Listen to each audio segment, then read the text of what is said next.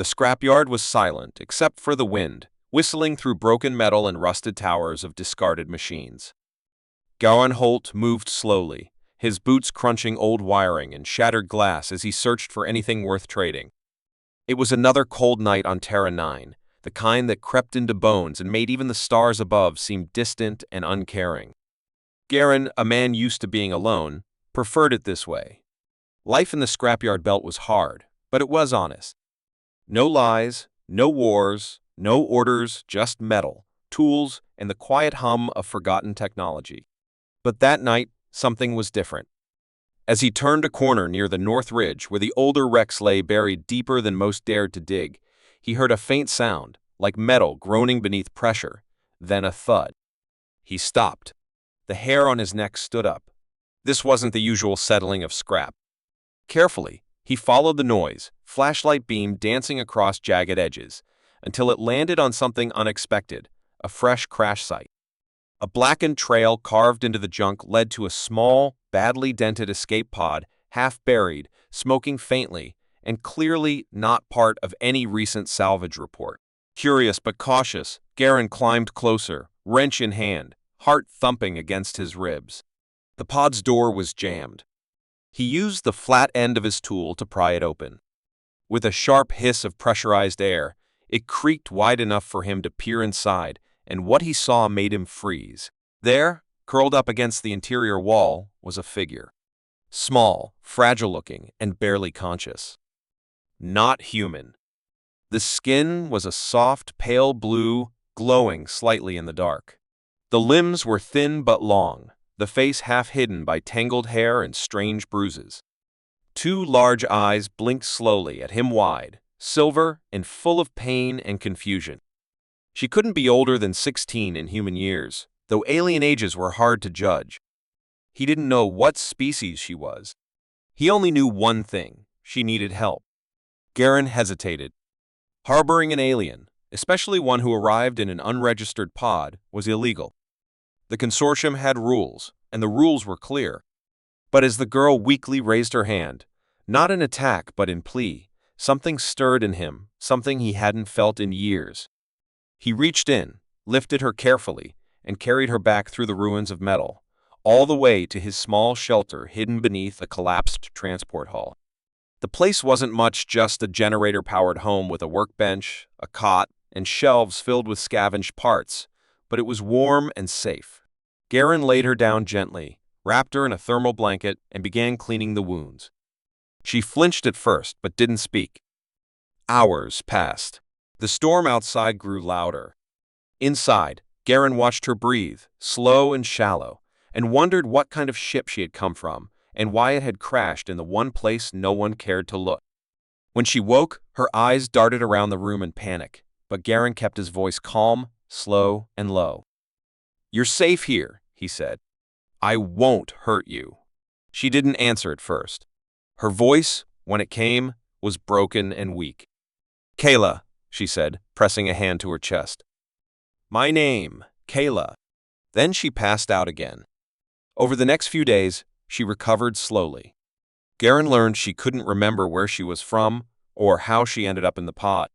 Her language skills were strange, galactic common, but twisted, like someone had programmed the basics into her and left the rest unfinished. She ate little, slept often, and stared at things as if seeing them for the first time. Machines especially fascinated her. One morning, Garen found her taking apart a power core he'd spent hours repairing, but instead of breaking it, she had improved it. Efficiency increased. Emissions down. It wasn't possible for someone with no training to do that. Garen watched her silently as she worked, her fingers fast, her expression focused. This girl wasn't normal. But she didn't act like a threat. She acted lost, like a child building a home out of pieces of a broken world. Still, Garen couldn't shake the feeling that something was wrong. Kayla's pod hadn't just crashed, it had been dumped. There were no identification codes, no traceable serial numbers, no black box. It was like someone wanted her to disappear. He ran scans, checked records, and even reached out to a contact in the deep net. Nothing. She didn't exist. Meanwhile, Kayla began adapting fast. Too fast. She learned languages at a rate that made Garen uncomfortable. She asked questions about weapons, defense systems, AI protocols, things most salvagers didn't even bother to touch. And then there were her dreams. Nightmares, really. Garen would wake up to find her screaming in her sleep, whispering words in a language he didn't recognize, her hands curled like claws. When he tried to wake her, her eyes would glow faintly, and for a moment, just a heartbeat. She didn't look like a scared girl, she looked like something far older. Then she'd collapse again, crying silently into her hands. He told himself he was imagining things. That trauma made people strange, that she was just another soul lost in the wide and cruel galaxy. But deep down, he knew better. Kayla was not just a refugee. She was something else. And if someone had gone through the trouble of wiping her records and dumping her where no one would find her, then sooner or later, someone would come looking. Garen didn't know what she was, but he had taken her in. He had given her shelter. And no matter what came next, whether it was a squad of bounty hunters, a shadowy black ops crew, or something worse, he knew one thing for sure: he wasn't going to let them take her without a fight. The days passed quietly, but not peacefully. Life in the scrapyard wasn't easy, and Garen had to keep up with salvaging, trading, and fixing whatever came through just to earn enough credits for supplies. But now, with Kayla around, his routine had shifted. She followed him everywhere at first, like a shadow that didn't quite understand what it was watching. She asked endless questions about every machine they passed, poked into old systems with a strange familiarity, and sometimes, when she thought he wasn't looking, stared up at the stars with a haunted look in her eyes. Garen didn't talk much about his past, and Kayla didn't push, but there was a silent agreement between them, a growing bond built on shared silence and unspoken questions. He started teaching her how to break down tech properly, how to tell valuable parts from junk, and how to trade without getting cheated. She learned fast. Too fast, again. In just a few weeks, she was stripping old drones blindfolded and wiring basic circuits from scrap like she'd done it for years. Garen watched her, a knot tightening in his gut, wondering if he was helping her become something or remembering what she already was. The other salvagers noticed too. Terra 9's scrapyard belt wasn't crowded, but it wasn't empty either. Traders and scavengers came through sometimes, and word always spread fast when something unusual appeared. A few of them started asking questions. Who was the girl? What species was she? Where did she come from? Garen gave vague answers, but the rumors began anyway. Some thought she was a runaway slave. Others guessed she was a rare prototype AI in organic form. One man even joked that she was a spy built by the consortium to watch the junkers from the inside. Garen didn't laugh. He knew that if too many people became curious, it would only take one whisper in the wrong ear for trouble to arrive. So, he kept Kayla hidden when strangers came by. She didn't like it, but she obeyed, sensing the fear behind his quiet warnings. One evening, after a long day sorting through a crashed mining vessel, Kayla sat on the edge of the shelter's roof, legs dangling, eyes fixed on the glowing horizon. Garen joined her, holding 2 mugs of warm nutrient broth. He handed her one. She took it without a word. "Do you ever feel like something's missing?" she asked, her voice soft. Garen looked at her for a long moment before replying. "All the time," he said. Kayla nodded, but her mind was far away. Later that night, while Garen slept, she slipped into the small workshop and sat beside a half-built mech suit Garen had been working on for months. She ran her hands along its surface, eyes closed. Then slowly, like muscle memory returning, she began to fix it.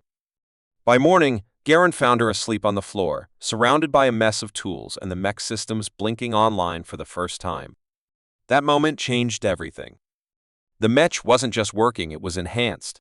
Faster, stronger, smarter. Garen checked the systems twice, then a third time, but he couldn't understand how she'd done it. The technology she used wasn't from Terra 9. It wasn't from anywhere he recognized. That's when he started digging deeper. He searched every crash report for the last year, every pirate channel, every black market whisper. Finally, he found a single blurred image in a classified file. A lab facility destroyed. A girl with pale blue skin and glowing eyes walking through the fire. No name. No record. Just one word written in a dead language across the data, KLR. Garen didn't tell her what he'd found. He didn't know how. Instead, he buried the file deep in his personal drive and set up silent alarms around their perimeter. But Kayla knew something had changed. She began to dream more often, vivid, terrifying dreams of white rooms, needles, voices speaking in cold tones, machines opening her skull while she screamed. Sometimes she woke screaming. Sometimes she didn't wake at all for hours. One night, she looked Garen in the eye and asked, "What if I'm not a person? What if I'm just a thing they built?" Garen didn't answer. He didn't know how. But he sat beside her until she fell asleep again. Outside, far from Terra 9, ships moved through the black. Not patrols. Not traders. Something else. They didn't broadcast signals. They didn't leave trails. But they were looking.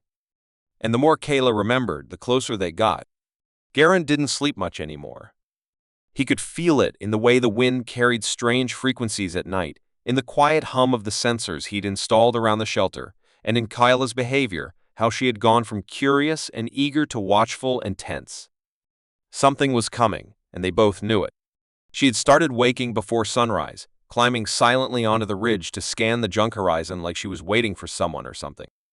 Garen tried to act like everything was normal, keeping their routine steady, scavenging during the day, repairs in the evening, and long silent dinners when the sky turned dark red. But underneath the surface, he was preparing for the worst. He upgraded their shields, installed escape tunnels under the shelter, and started hiding key parts of the mech Kayla had reactivated. She noticed, of course. She didn't say anything, but he could see it in her eyes. She was remembering more with each passing day, and every memory she gained came with a storm behind it. The shadows finally arrived in the form of 3 black ships that landed far too quietly for ordinary patrols. They didn't announce themselves. They didn't send a beacon or ask for landing clearance. They simply appeared silent, sharp-edged vessels that gleamed like knives under the twin moons. Garen watched from a distance with a scope, breath held. These were consortium enforcers, but not the regular kind. These were the cleaners, the ones sent when the people in charge wanted something erased quietly. He knew them from a life he didn't talk about. The lead officer, Commander Vren, stepped out of the largest ship, wearing a full bodysuit lined with neural armor, and he wasn't looking for salvage. He was scanning. Hunting. Garen ducked low, cursing under his breath. They had found her. He returned to the shelter at a run, heart pounding harder than it had in years. Kayla was already waiting by the door, her face pale and unreadable. "They're here, aren't they?" she asked. Garen didn't answer. He just nodded once, then locked the doors. They went into hiding for 2 days, deep in the underground network Garen had built long ago, meant for surviving raids and ambushes. Kayla didn't speak much.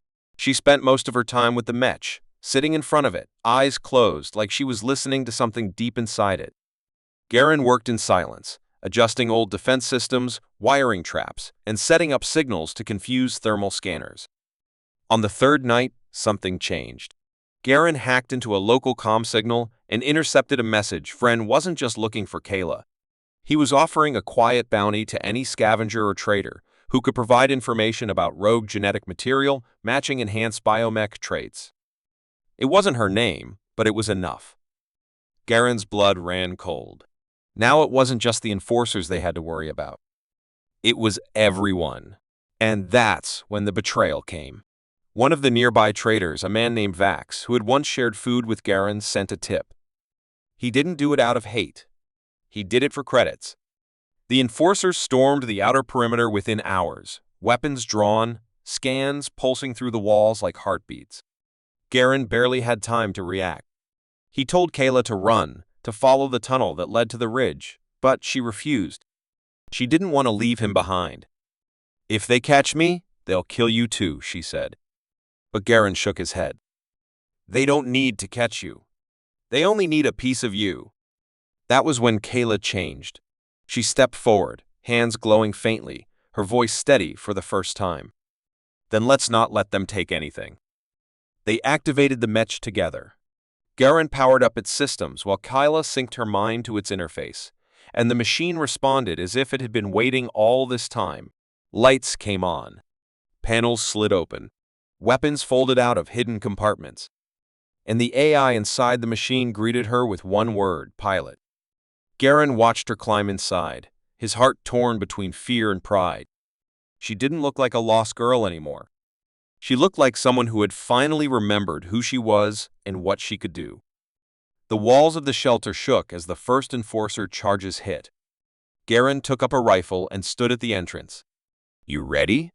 he asked. The mech's eyes glowed as Kayla answered, "Let's show them what they left behind." Outside, Terra 9's scrapyard belt lit up with fire. The scrapyard had never seen war like this. It began with a low tremble in the earth as the enforcers pushed forward, scanning and tearing through the heaps of metal like wolves sniffing for blood. They moved with brutal precision, their rifles glowing with plasma heat, their drones slicing through the air in tight formation. Garen stood at the entrance to his shelter, rifle locked and loaded, his hands steady even though the rest of him was burning with nerves. He had fought before in another life, in another war, but this was different. This time, he wasn't fighting for orders or medals. He was fighting for a girl who had fallen from the stars, a girl who had rewired his machines and, without saying it out loud, rewired his heart too. Above him, Kayla moved inside the mesh with calm grace, her mind and the machine working as one. The suit glided over the scrap hills, its joints silent, its eyes bright with blue energy. She could feel every vibration in the ground, every shift of air, every life form within range. She wasn't sure how she knew how to do it. It just came to her, like a song she hadn't heard in years, but still remembered every word. The first wave hit just before dawn. Drones swarmed in like mechanical wasps, scanning for heat and movement. Garen fired first, knocking two out of the sky before ducking behind a rusted hull. Kayla didn't need to be told what to do. She stepped forward in the mesh, raised her arm, and released a burst of pulse energy that lit the sky with streaks of white. The blast scattered the drones and blew apart a nearby scanner post. That was when Vren made his move. The Enforcer commander stepped onto the battlefield in a suit of armor unlike anything Garen had seen before, sleek, black, and covered in tech from the deepest consortium labs. His voice came through the comms, smooth and cold. "You've made this difficult, scavenger. Turn her over now, and I might let you live." Garen didn't answer. He just fired again. Vren's soldiers moved in, a dozen at least, spreading out across the yard in military formation. But Kayla was already moving. She launched into the air, landing with a thud that sent dust flying and metal rattling. Her mind guided the mech with fluid control, every movement clean and precise. A plasma blade extended from her left arm. With it, she cut through the first strike team in seconds fast, silent, like she'd trained for this her whole life. Maybe she had. Garen covered her from the ground, picking off targets that tried to flank her. The scrapyard became a maze of fire and smoke. Explosions lit up the sky. Broken metal flew like shrapnel.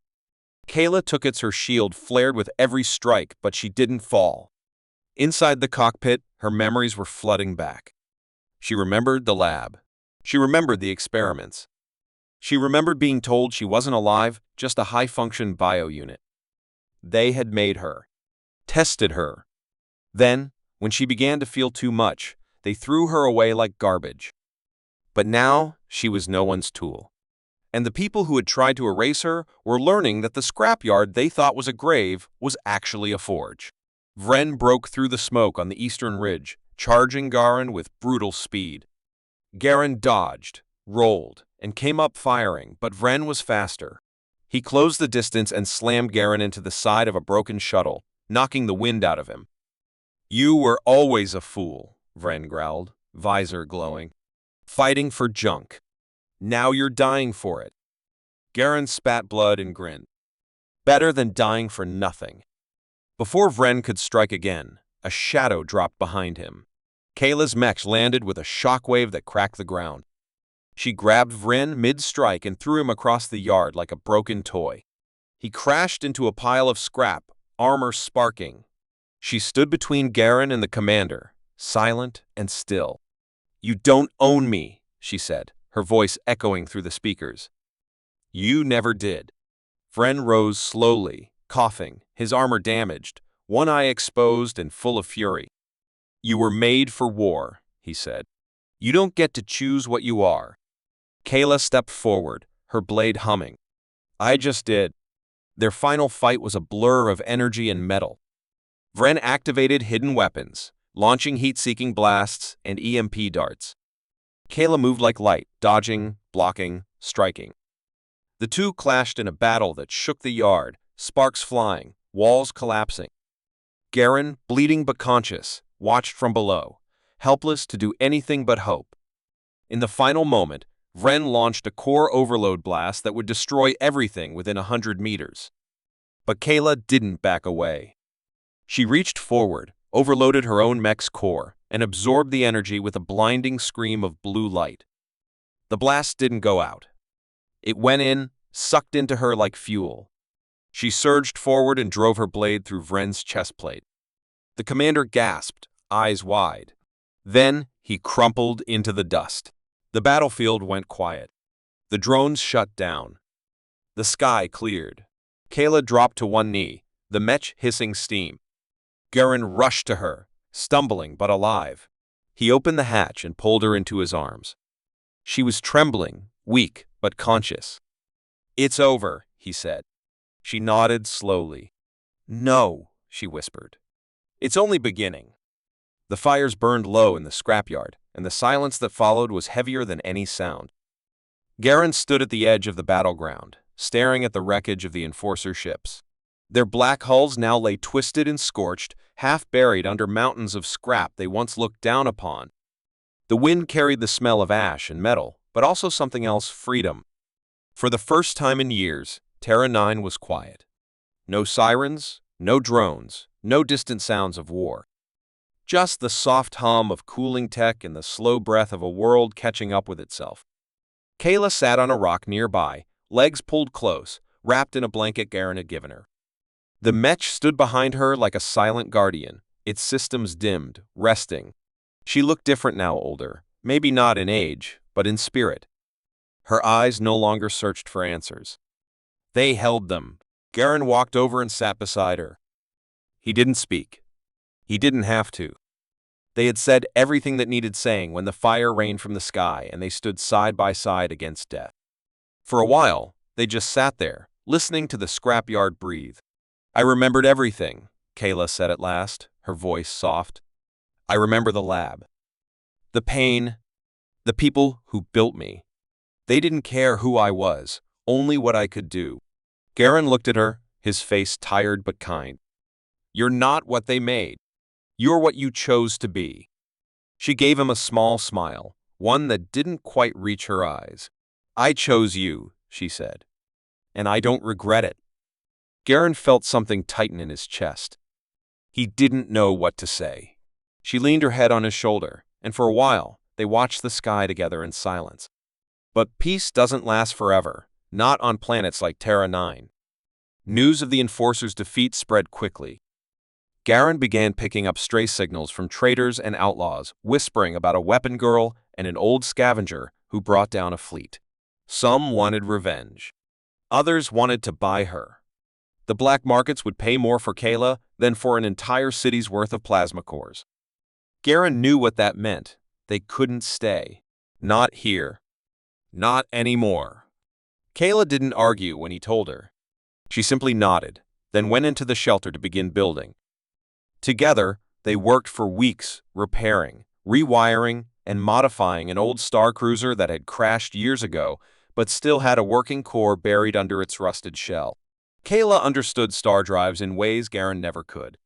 She didn't read manuals.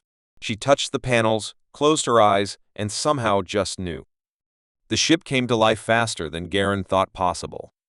On the final day, as the engines roared for the first time, Garen looked at her and said, "You sure about this?" She looked at him and replied, "It's time." They launched the next morning. The scrapyard grew small behind them, shrinking into the dusty horizon. Garen piloted while Kayla scanned the stars. They didn't have a destination yet. That didn't matter. What mattered was that no one controlled them now. They were free. Somewhere out there, Kayla believed there was a place where she wouldn't have to hide, where she could be more than a secret weapon or a runaway experiment. Maybe even a place where she could just be a girl. Garen didn't know if they'd ever find it, but he would fly until they did. And in that quiet cabin of the ship, light from distant suns blinking through the windows, Kayla looked at the man who had pulled her from the wreck and given her a name, not a code, not a serial number.